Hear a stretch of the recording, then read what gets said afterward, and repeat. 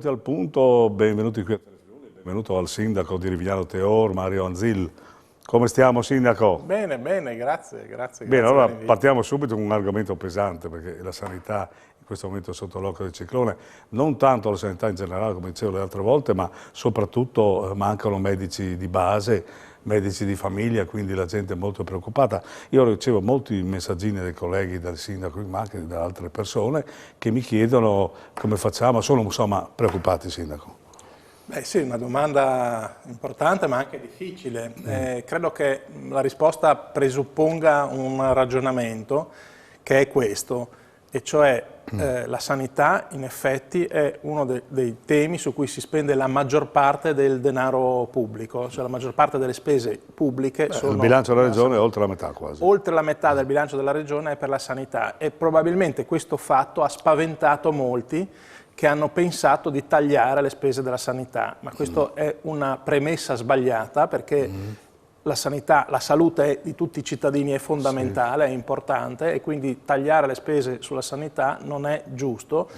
È necessario piuttosto investire meglio e piuttosto magari investire sulla prevenzione, perché spesso se qualcuno non si ammala si risparmia moltissimo, per cui questo dovrebbe essere la premessa. Le conseguenze dei tagli che sono soprattutto riconducibili all'epoca del governo Serracchiani in regione, si vedono anche adesso, sono strutturali, addirittura c'è una mancanza di medici. Ecco, qualcuno dice però che non sono stati fatti passi avanti, che in qualche modo la riforma è stata un po', tra virgolette, copiata o emendata, e comunque i problemi del personale ci sono sia prima che dopo.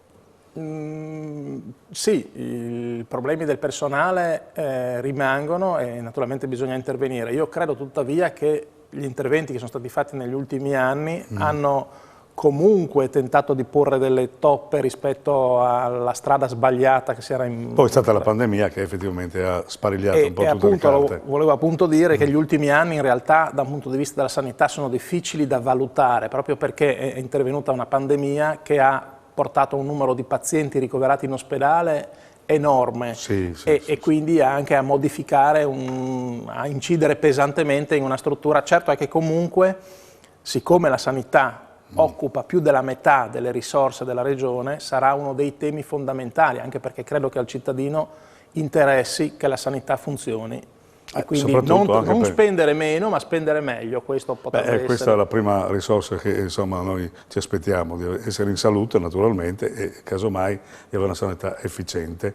Bene, allora vediamo un attimo invece a Rivignano Teor, sono lavori pubblici che insomma io vedo che il sindaco è in grande attività e poi mi pare che c'è una piazza di me, sempre a Villa Otelio, perché è il punto di riferimento, quindi...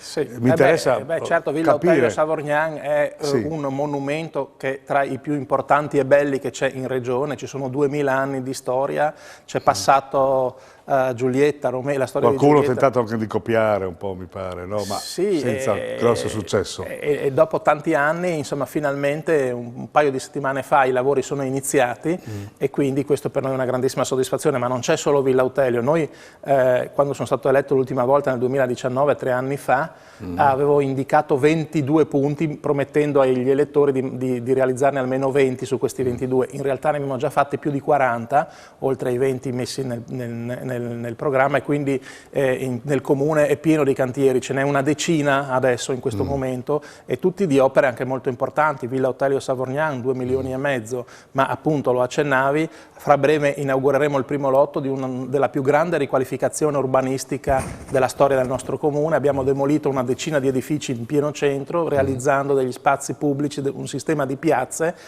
perché siamo convinti, insomma, pensando come potrà essere bello il nostro paese, non adesso, ma fra 20-50 anni, come dovrebbe essere il paese fra 50 anni per essere più bello vivere.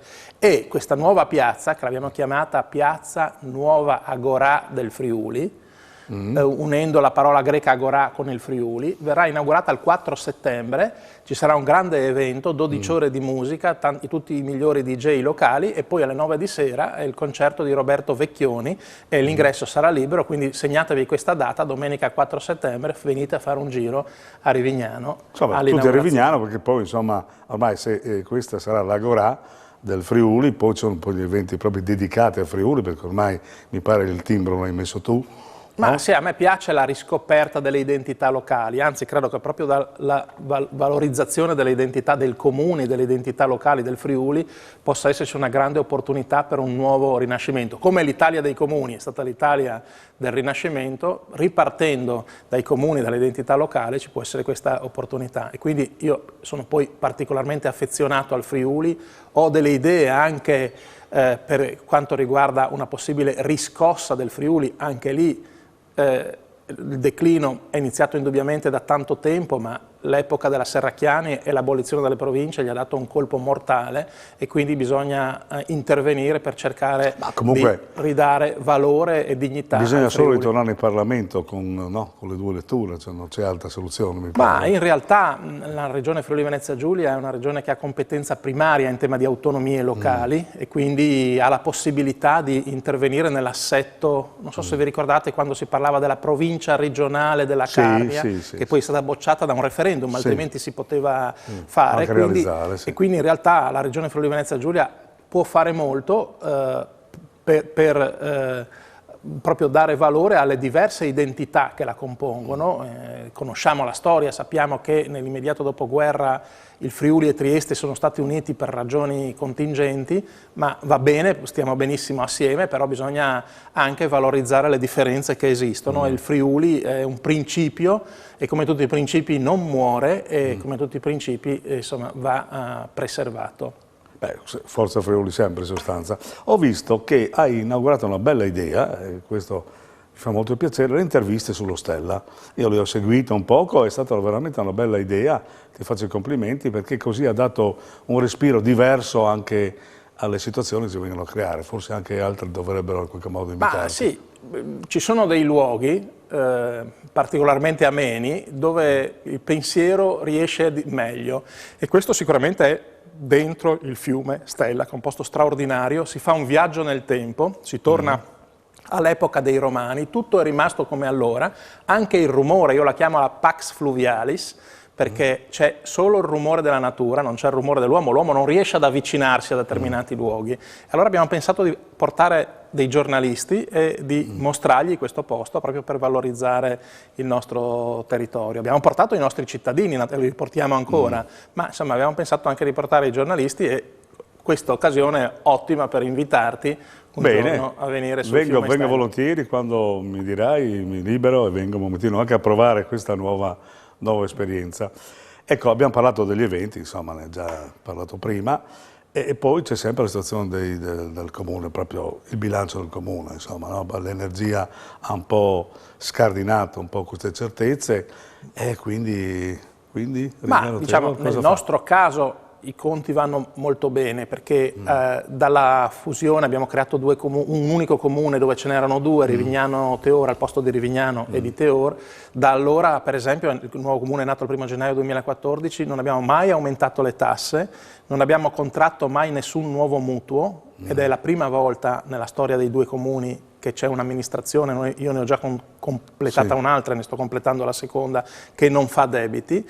E anzi abbiamo estinto i debiti vecchi per 1,5 milioni e quindi ora nel bilancio non si pagano più le rate di interessi. Quindi sono risorse libere, insomma. E quindi il nostro bilancio tutto sommato va bene, tant'è che appunto non abbiamo mai aumentato nessuna tassa nonostante le difficoltà che in questi 8 anni ci sono stati e siamo riusciti a realizzare un numero di opere pubbliche molto maggiore rispetto alle aspettative e alle promesse.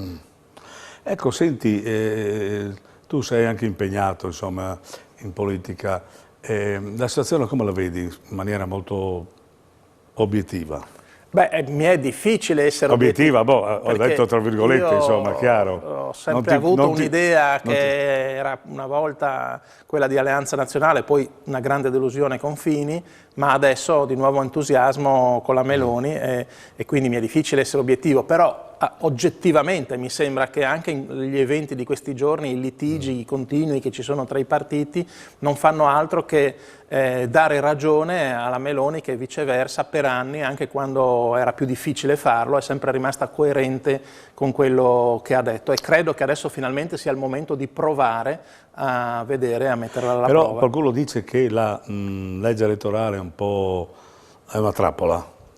Beh, certo, la legge elettorale... Nel senso che tutti aspirano un po' a vincere anche al primo turno, tutto quello che si vuole, però una cosa al Senato, una cosa è alla Camera. Ma la legge elettorale l'hanno fatto sempre gli altri partiti, cercando di trarne vantaggio, e quindi non è proprio una legge elettorale ottimale. Tra l'altro l'hanno cambiata molto spesso negli ultimi anni, anche questo è indizio del fatto che non siano buone leggi.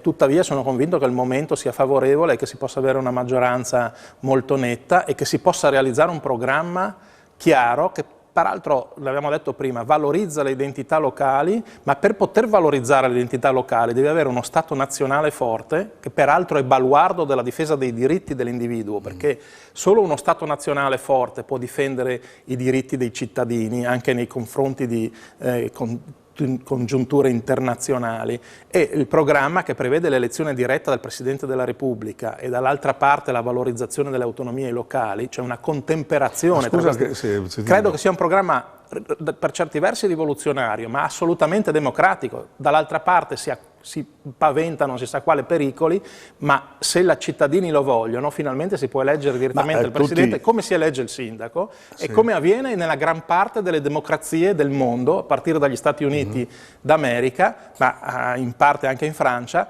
e quindi non vedo perché non si possa fare, se i cittadini lo vogliono, diciamo, anche in Italia. Qualcuno dice che sarebbe meglio il Premier per lasciare al Presidente della Repubblica questa funzione di garanzia, perché comunque siamo una Repubblica parlamentare, no? Certo, siamo una Repubblica parlamentare, ma le modifiche alla Costituzione si sono sempre fatte in questi ultimi 70 anni, ed quindi è possibile anche prevedere un sistema, un cambio della Costituzione. Se i cittadini lo desiderano, il sistema dell'elezione diretta, che poi appunto esistono vari modelli, possono essere discussi, può esserci elezione diretta del Presidente della Repubblica come negli Stati Uniti, in Francia c'è un modello misto, viene eletto il Presidente della Repubblica al quale poi nomina il Presidente del Consiglio dei Ministri, si sceglierà quale sarà il modello. Secondo me l'elezione diretta del sindaco nei comuni, che è avvenuta negli ultimi 25 anni, come peraltro paventava anche Renzi al tempo. Esatto, la riforma Renzi prevedeva questo. Certo, il primo peraltro a parlare di elezione diretta del sindaco e di elezione diretta del Presidente della Repubblica è stato, per chi se lo ricorda, Almirante, e poi è stato anche copiato da Craxi.